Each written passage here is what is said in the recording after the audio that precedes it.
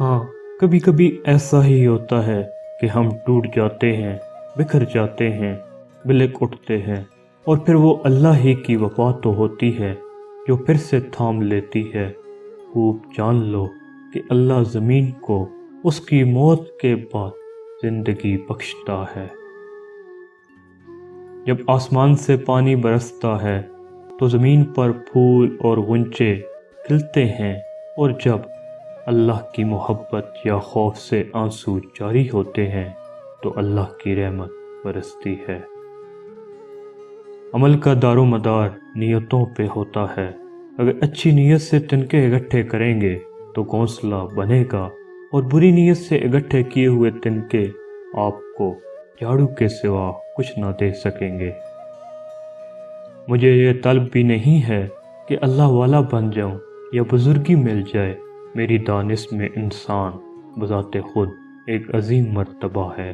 مجھے صرف ایک طلب ہے کہ میرا رخ مثبت رہے، انسان کی طرف، اللہ کی طرف۔ مسکراہٹ کی قیمت کچھ بھی نہیں، لیکن اس کا نفع بہت بڑا ہے۔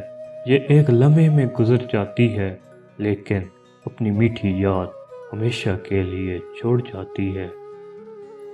مردہ زمین اور مردہ دلوں کو صرف اللہ زندہ کر سکتا ہے، تو بجائے اپنے مردہ دل کا ڈپریشن لینے کے، کیوں نہ اللہ سے کہہ دیا جائے کہ آپ مدد کریں، مجھ سے تو نہیں ہو رہا، تو کیا وہ نہیں کرے گا مدد؟ کچھ بھی برباد اور آباد کرنے کی طاقت انسان کے ہاتھ میں ہے، نہ اختیار میں۔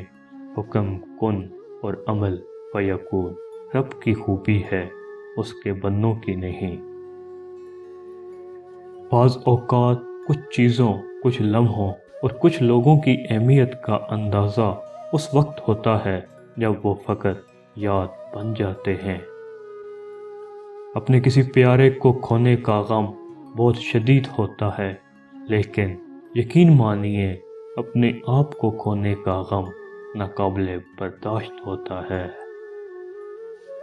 بہادر وہی ہوتا ہے جو اپنے خوف کو دبوچ لے اور پھر پھونک مار کر اس کو راکھ کی طرح اڑا دے۔